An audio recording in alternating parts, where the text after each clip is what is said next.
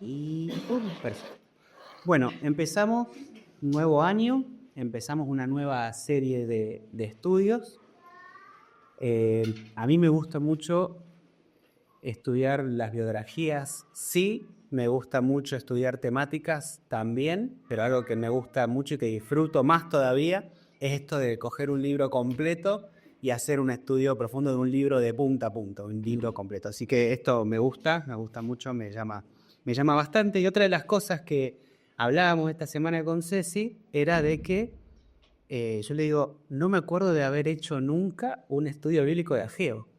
En la escuela dominical, más allá de alguna parte, algo, no me acuerdo que hayamos estudiado en profundidad el libro, le digo, así que un lindo desafío. Es más, que digo, no sé cuántas veces habremos leído el libro de Ageo, le digo, así que es interesante, ¿no? Y pasa, y un poco lo que decía recién Santiago, ¿y dónde está Ageo en la Biblia? ¿Cómo encontramos? Que son esos profetas menores, que ¿dónde lo encontramos? Pero bueno, más que interesante. Cuando vemos libros de la Biblia, sean los evangelios, sean las cartas o sean libros del Antiguo Testamento, a mí me gusta siempre empezar haciéndome un par de preguntas que para mí creo que son, y bueno, para los historiadores lo son relevantes, que es la pregunta de quién, cuándo y dónde. O sea, quién lo escribió, cuándo lo escribió y, bueno, desde dónde lo escribió a veces nos puede servir para entender algunas cuestiones. Y lo interesante de Ageo es que de los libros que tenemos de este periodo histórico, es uno de los que da los detalles más precisos de, digamos, del cuándo, por ejemplo, ¿no? Es muy, muy claro para decir, este libro se escribió en esta época, sucedió esto en esta época. Bien, entonces vamos a empezar rápidamente a ver esas cuestiones como para entender, ¿sí? Primera cuestión de la fecha, se estima, ¿sí? La fecha es del año 520 a.C. ¿Por qué? O lo que relata pertenece a la fecha del 520 a.C. ¿Por qué? Porque de hecho el mismo libro lo dice. En el 1.1 dice, en el año segundo del rey Darío, en el mes sexto, en el primer día del mes, vino palabra de Jehová por medio del profeta Ageo a Zorobabel, hijo de Salatiel, gobernador de Judá, y a Josué, hijo de Josadac, sumo sacerdote. Con esto que vemos acá, es como que nos dijo, si ustedes querían saber de qué periodo histórico, en qué contexto todo esto sucedía, acá les dejo toda la información que ustedes me piden, ¿sí? Y vamos a empezar pensando un poco y sacando información respecto a esto que nombra, porque nombra personajes que son muy importantes. Y son muy importantes, de hecho, no solo en el contexto de este libro, sino que los vemos presentes en otros libros de otros profetas, ¿sí? De hecho, fíjense que nombra primero a este señor que se llama Darío, ¿sí? Este señor que se llama Darío, perdón, nombra primero a Darío, perdón, al rey Darío.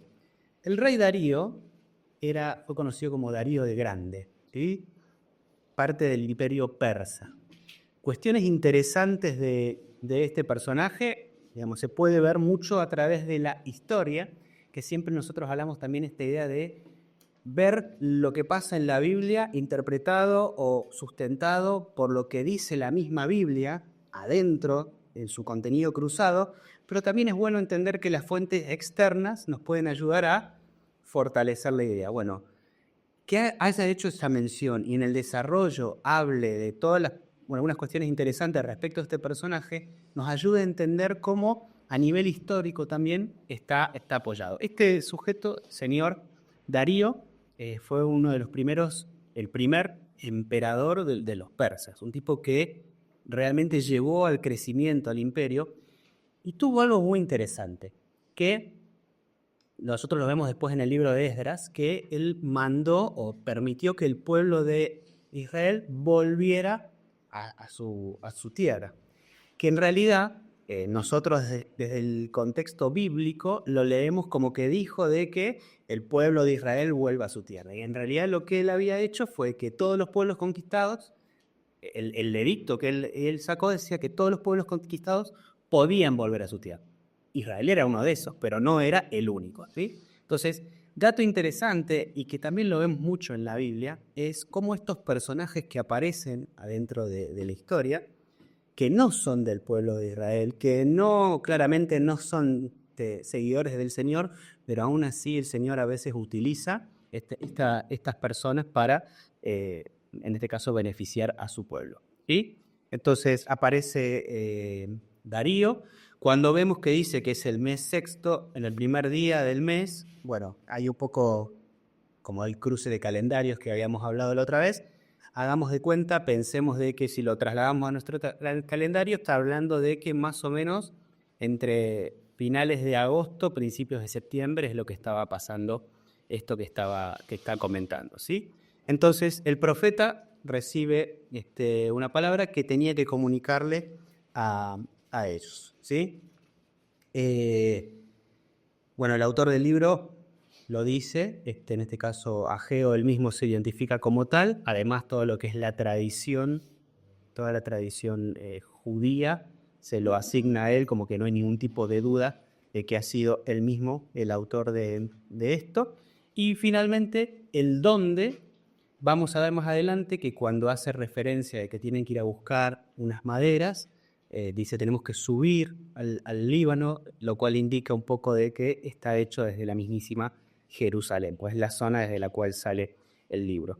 ¿Sí? Entonces, para entender dónde estamos parados en este lugar, en esta fecha, está este personaje que pertenece al imperio persa, que da un edicto para que los pueblos puedan volver, y en ese contexto vamos a ver que este libro tiene una división interesante. Son básicamente 4 capítulos, ustedes lo ven.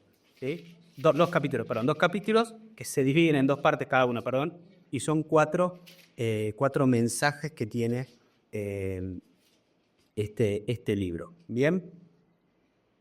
A nivel histórico, hay un contexto que es, primero, como decíamos, posexílico, quiere decir de que este libro está en el contexto de que el pueblo de Israel ha vuelto a su tierra, ¿sí? Entonces pongámonos en la cabeza eso, ¿no? Es un pueblo que ha estado afuera, se ha sentido totalmente desarraigado o estaba bajo presión, y en este momento ha tenido la posibilidad de volver a su tierra. Y al volver a su tierra aparece justamente este mensaje porque viene una parte que es lo que al Señor le importa en este momento y lo que le quiere comunicar a su pueblo. Vamos a empezar a leerlo, ¿sí? Y vamos a empezar a hablar un poquito más. Yo tengo algunas cuestiones más de contexto, pero para avanzar un poco con el tiempo y en todo caso después lo vamos hilando en el medio. Vamos a empezar vamos a leer el versículo 1. ¿Quién lo puede leer? Y yo les voy a leer unas referencias cruzadas. En el año segundo del rey Darío, en el mes sexto, en el primer día del mes, vino palabra de Jehová por medio del profeta Ageo, a Zorobabel, hijo de Salatiel, gobernador de Judá, y a Josué, hijo de Josadac, sumo sacerdote, diciendo. ¿Hasta ahí? Sí. Ahí lo que decíamos recién los nombres. Y pensé, para que veamos también de que Ageo es contemporáneo con otros profetas. Zacarías, en el versículo 4, del 6 al 10, yo voy a leer solamente una parte, pero fíjense que dice, entonces respondió y me habló diciendo, esta es palabra de Jehová a Zorobabel, mismo personaje, ¿no? Que dice, no con ejército ni con fuerza, sino con mi espíritu, ha dicho Jehová de los ejércitos, y bueno, sigue el relato. ¿Sí? Entonces, por lo cual vemos que a este muchacho Zorobabel le habló a Ageo en su momento, y ahora vemos también que le habla a Zacarías. Pero fíjense algo más. ¿Quién puede buscar Esdras 5, 1 y 2? Son todos andan cerca, y en la Biblia están todos cerquita.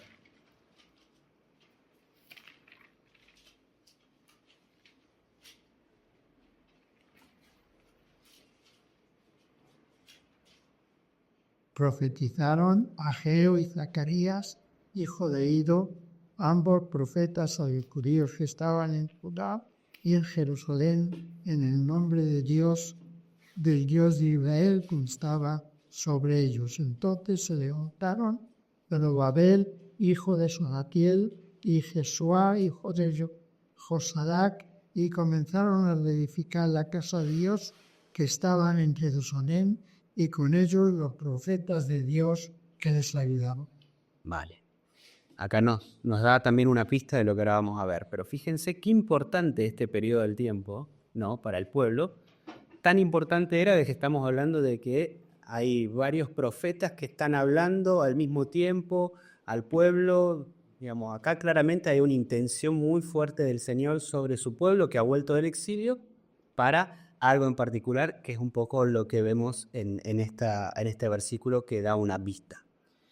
Entonces seguimos y en el versículo del 2 al 4 dice, así ha hablado Jehová de los ejércitos, diciendo, este pueblo dice, no ha llegado aún el tiempo de que la casa de Jehová sea reedificada. Entonces vino palabra de Jehová por medio del profeta Ageo, diciendo, ¿es para vosotros tiempo para vosotros de habitar en vuestras casas atesoradas, y esta casa está desierta? Acá vemos algo interesante, es que, ¿se acuerdan que en el periodo de David, cuando David quiere construir el templo, el Señor le decía, no es tiempo, y uno diría, bueno, en aquel momento es como que uno pensaba que el Señor no quería un templo. Y en este punto estamos en el otro lado del péndulo, en el cual el Señor dice, ustedes ponen sus casas muy lindas, y básicamente le está diciendo eso, están reconstruyendo sus casas, están haciendo algo hermoso porque han vuelto y están... ¿Y la casa del Señor qué? ¿Sí? Entonces, la primera cuestión que marca aquí la vuelta del pueblo y el libro de Ageo es este llamado al pueblo a la reconstrucción del templo, ¿sí? Yo acá me anoté una referencia. Fíjense en 2 Samuel 7:2, que es una referencia que tiene que ver justamente con lo que yo les relataba del libro del relato de David, que justamente son las palabras de David donde dice, y dijo el rey al profeta Natán, mira ahora, yo habito en casa de cedro y el arca de Dios está entre cortinas. La diferencia que había entre Ageo, en la época de Ageo y en la época del rey David. El rey David vivía en un palacio enorme y dice, no puede ser que el arca del Señor esté entre un par de cortinas. Por otro lado, ellos llegaban y estaban tratando de poner cada uno mejor su casita, la más linda, ponerle la mejor decoración, y el templo podía esperar. Las prioridades de uno y del otro, y justamente lo que vamos a ver esto es un llamado a las prioridades, ¿no? Entonces, lo que estaba pasando aquí es que el pueblo había vuelto, habían empezado un intento de reconstrucción del templo. En el libro de Esdras vamos a ver que aparece un grupo que se opone, externo, y en vez de ellos de querer avanzar, por el contrario, a la primera de cambio dicen, bueno, está bien, paramos, esto queda así. Entonces, aquí hay un llamado del Señor a decir, no, la prioridad es que si la casa de ustedes la están poniendo linda, esta la tienen que poner 2 veces más linda, por así decirlo. La reconstrucción del templo como algo fundamental, ¿sí? Veamos los versículos 5 y 6. ¿Quién lee? Os así ha dicho Jehová de los ejércitos, meditad bien sobre vuestros caminos. Sembráis mucho y recogéis poco. Coméis y no os saciáis, bebéis y no os quedáis satisfechos. Os vestís y no os calentáis. Y el que trabaja jornal recibe su jornal en saco roto. Vale. Primera cuestión es un llamado acá que vemos que el Señor lo llama a la reflexión. Lo llama al pueblo a que pueda justamente meditar. Y esa frase, meditad sobre vuestros caminos, ¿sí? Algo interesante, sobre todo a pensar cuando habla de caminos, lo que le está diciendo es, miren lo que van a hacer, porque lo que van a hacer va a traer sus consecuencias. Entonces, un llamado a realmente ponerse a pensar claramente en lo que están haciendo. Y de hecho, más adelante vamos a ver, pero un poco acá da la previa, la idea del problema con la siembra y todo eso. Vamos a ver más adelante de que el Señor les declara de que eso les pasa por desobedecer. Y acá vuelve lo que yo les decía hace un rato, el tema de los contextos históricos. Más allá de lo que nos dice la Biblia, a nivel arqueológico se ha descubierto que, por características del suelo, coincide perfectamente de que en aquella época por las capas uno se da cuenta de en qué épocas hubo sequía, inundación y todo eso. Por las capas se llega a analizar y se dice perfectamente de que coincide de que en aquella época hubo sequía, pero como que da justo el coso. Entonces, dato interesante es ver cómo estas cosas tampoco son algo simplemente poético, como decir, les va a suceder tal cosa. No, algo que realmente pasó y sucedió, ¿sí? No es algo, como muchos dicen, ¿no? Bueno, este libro de la Biblia, no, esto en realidad es una cuestión figurada, es una ilustración, no sabemos si pasó o no pasó. No, esto pasó, sucedió, ¿sí? Entonces aquí el llamado del Señor fue, primero, les marca las prioridades. En segundo lugar, el Señor les demarca y les dice, bueno, mediten, piensen en lo que están haciendo, fíjense qué consecuencias, fíjense qué camino están eligiendo. Y de hecho es un llamado típico que el Señor hace a través de los profetas, ¿sí? Todo el tiempo el Señor les recordaba y los llamaba a meditar, los llamaba a pensar. Yo me noté que una cita del profeta Amós, exactamente lo mismo, llamado a pensar, ustedes están haciendo esto, fíjense cuáles van a ser las consecuencias que van a tener, ¿sí? Amós 4, 6 al 9, después lo pueden buscar. Y aquí viene la parte importante, el corazón del llamado del Señor, los versículos 7 y 8. ¿Quién los lee? Así ha dicho Jehová de los ejércitos: meditad sobre vuestros caminos, subid al monte y traed madera, y reedificad la casa y pondré en ella mi voluntad y seré glorificado, ha dicho Jehová. Bien. Fíjense, la frase esta de subir al monte es la que yo les decía que les da indicios a todos de que justamente el lugar es Jerusalén, de donde sale este libro. Y lo primero que manda es una acción inmediata, ¿sí? Le está mandando al pueblo a realizar una acción inmediata y fundamentalmente fíjense cuál es el foco de esta acción inmediata, donde dice, traed madera y reedificad la casa y pondré en ella mi voluntad y seré glorificado, ha dicho el Señor. La idea de el Señor habitando en medio de su pueblo, el Señor pasando a ser el centro de ese pueblo, o sea que su voluntad pasando a ser el foco, el centro de ese pueblo para que finalmente suceda lo que debería suceder, que es que Él sea glorificado. Es un llamado muy fuerte. ¿Por qué? Porque volvemos para atrás a lo que pasaba, han vuelto del exilio y han empezado a culturalmente llevar adelante nuevamente su vida en su tierra, pero el Señor les dice, paren, no es volver solamente a su tierra, no es solamente volver a ser el pueblo, sino que empecemos por lo importante. ¿Cuál es el centro de este pueblo? ¿Cuál es lo más importante de este pueblo? Tienen que poner al Señor en el centro y la voluntad del Señor en el centro de este pueblo para sobre eso reedificar. Ese es el mensaje que está mandando el Señor y claramente la imagen fundamental de esto, la cuestión práctica es el templo como tal, ¿sí? Vamos a avanzar un poquito más y ya después vamos a sacar algunas cuestiones. Avancemos con los versículos 9 y 11, a 9 al 11, que vienen las consecuencias de qué pasa si no lo hacen. ¿Quién lee? Busquéis mucho, diréis poco, y encerráis en casa, y yo lo disiparé en un soplo. ¿Por qué? Dice Jehová de los ejércitos. Por cuanto mi casa está desierta, y cada uno de vosotros corre en su propia casa, por eso se detuvo de los cielos sobre vosotros la lluvia, y la tierra detuvo sus frutos. Y llamé la sequía sobre esta tierra, y sobre los montes, sobre el trigo, sobre el vino, sobre el aceite, sobre todo lo que la tierra produce, sobre los hombres y sobre las bestias, y sobre todo trabajo de manos. Bien. Acá viene un poco lo que yo había comentado hace un rato, ¿no? De la sequía, todo lo que había sucedido, ¿sí?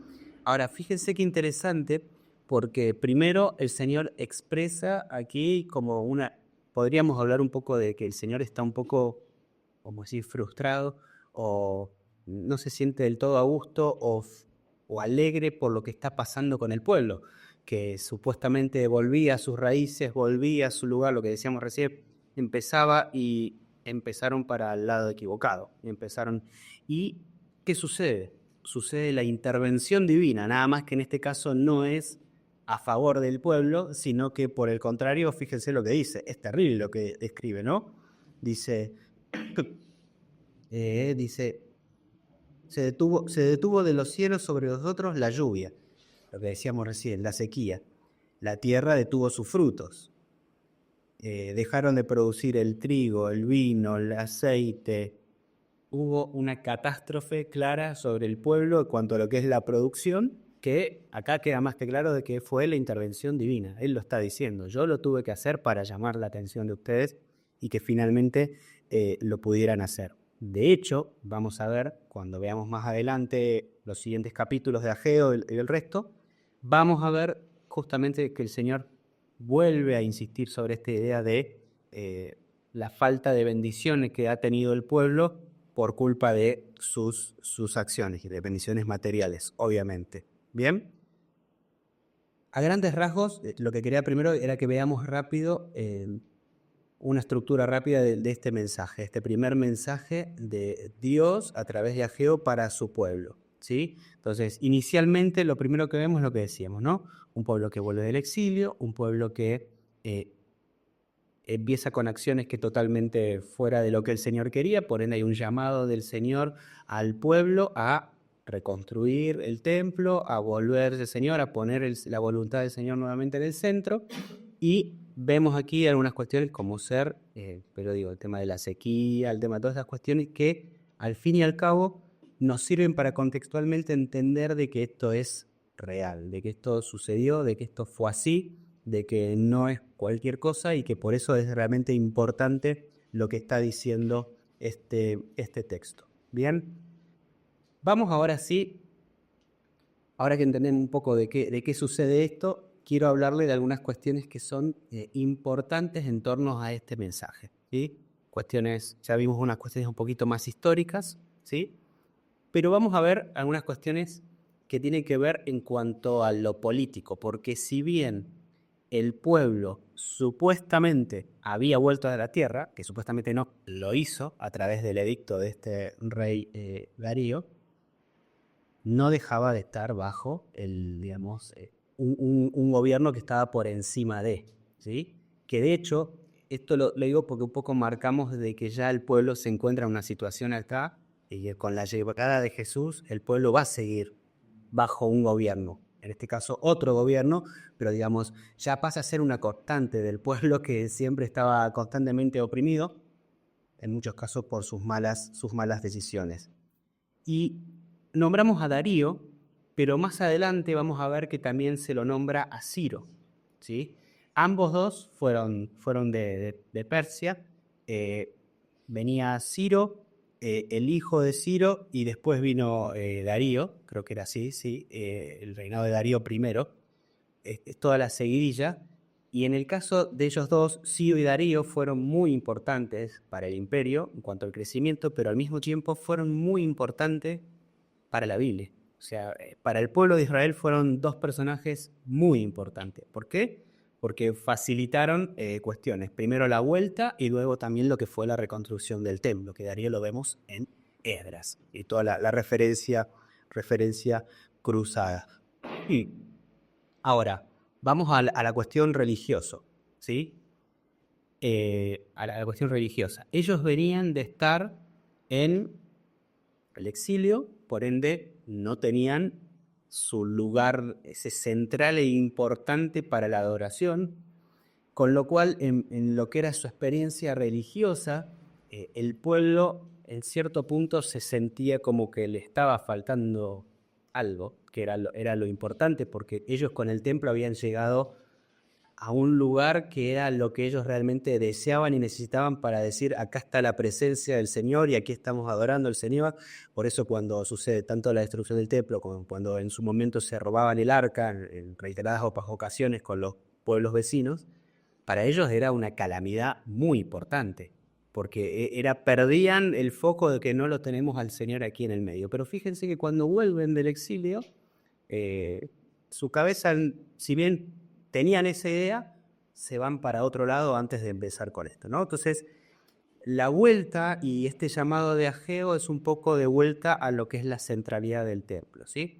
Datos importantes que tienen que ver con esto también del templo es que tanto lo que relata Ageo, Esdras y son todos los contemporáneos, esa reconstrucción del templo, de hecho, sí se llevó adelante, sí sucedió, y en las excavaciones que se han hecho últimas y que se han encontrado restos del templo, corresponden o se corresponden con esto que estaban nombrando aquí, bien del templo antiguo, ¿sí?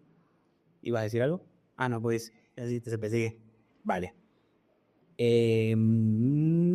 Bueno, también acá de vuelta los profetas contemporáneos, que es Zacarías y Esdras, que eso lo habíamos visto. Yo me saqué bien. Rápidamente, tema de los mensajes de Ageo. Nosotros vimos el primero, ¿sí? Que el foco es la reconstrucción del templo, una crítica digamos, a lo que el pueblo está pensando y llevando adelante en su vida a la vuelta, y claramente la necesidad de la reconstrucción y de volverse al Señor. Los otros después los vamos a ir viendo. Vamos con otros personajes que aparecen aquí, ¿sí? Más allá de la estructura, vamos a analizar a los personajes. Ya vimos a Darío, ya vimos a Ciro, que en realidad está implícito dentro del coso. Vamos a ver a Zorobabel, ¿sí? Que es interesante Zorobabel, porque tiene apariciones que yo no las había analizado en su momento, pero es muy interesante. Fíjense que, bueno, Zorobabel es nombrado como el gobernador de Judá. Pero fíjense esto, busquen Mateo 1:12 y 13.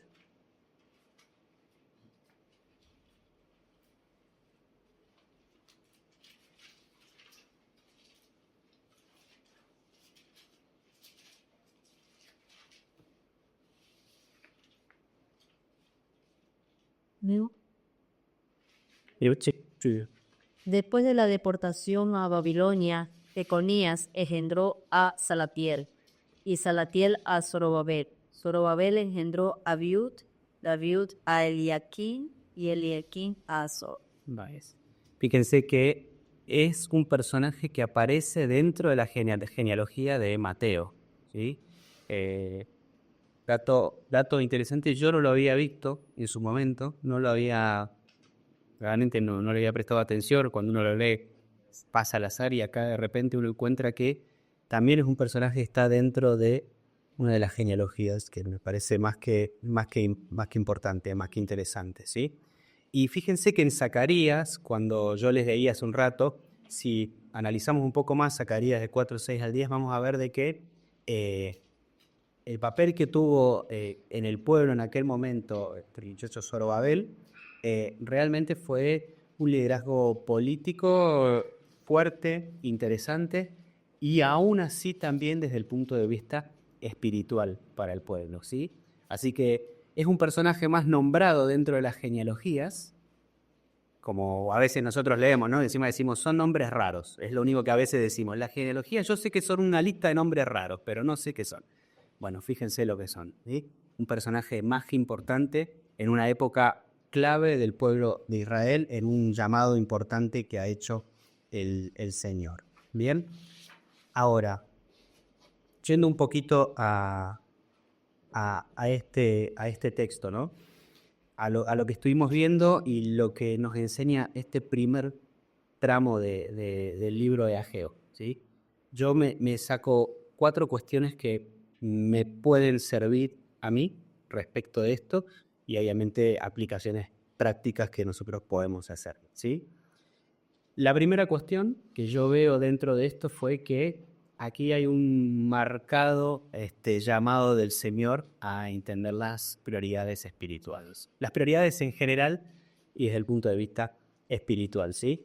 Claramente, acá el Señor les estaba mostrando y demostrando que ellos volvieron y no pusieron al Señor en primer lugar, ¿sí? De hecho, esa frase, las casas atesornadas, como diciendo, están poniendo sus casas hermosas, güey, está perfecto, pero al fin y al cabo, ¿dónde está viviendo el Señor? ¿Dónde está la casa del Señor? Sabemos que el Señor no necesita una casa, pero un poco la muestra, ¿no? Entonces, la primera cuestión es un llamado a establecer y a poner las prioridades de manera correcta, ¿sí? La segunda cuestión que veo aquí es que si bien nosotros sabemos que el Señor habita en todos lados, el Señor está presente en todos lados, pero la palabra del Señor en la cual Él les dice que Él quería habitar y su voluntad de estar en el centro, habla un poco de la presencia del Señor, de la necesidad de la presencia del Señor, en este caso con su pueblo, que insisto, el Señor estaba, pero Él necesitaba de que el pueblo pusiera ese lugar para darle lugar a la presencia del Señor en medio de ellos. Es un llamado también a entender eso, de que el Señor, si bien está en todos lados, el Señor necesita que nosotros le demos ese lugar para que su presencia forme y esté dentro de nosotros, forme parte en nosotros, ¿sí? Por otro lado, otra cuestión que veo aquí es un pueblo que la ha pasado muy mal en el exilio, ¿no? Hay un pueblo que ha perdido, hasta en cierto punto, uno lee otros textos y hablan mucho de que hasta en algunos puntos su identidad sentía que habían perdido por estar fuera de, ¿no? Y la vuelta fue algo importante para ellos, y luego aquí aparece todo esto de la sequía, todas estas cuestiones duras que ellos viven. Pero aquí hay un llamado por parte del Señor a que si ellos hacen lo que el Señor les pide, habla de una esperanza que ellos pueden llegar a tener y que todo puede ser restaurado. Aún un templo que ha sido llevado a ruinas, con trabajo y poniendo al Señor como foco, puede ser restaurado. Y aquí el Señor lo que habla es eso, Él les está prometiendo de que, bueno, empecemos por lo central, por lo importante, y a partir de ahí empecemos a restaurar, ¿sí?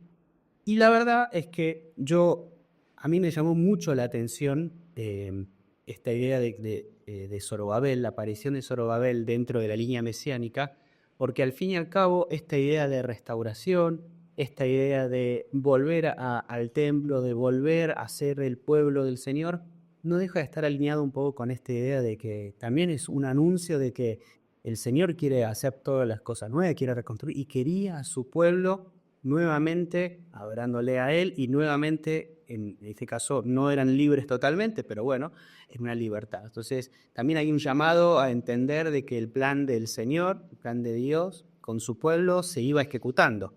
Iba a llegar a su culmine en el máximo con la llegada del Mesías, pero esto también era parte de la ejecución del plan de Dios. Ahora, entendiendo un poquito esto y esta breve introducción de lo que es el libro de Ageo, démoslo vuelta y llevémoslo al año 2025, ahora que estamos en el 2025, y a qué nos llama a nosotros, ¿no?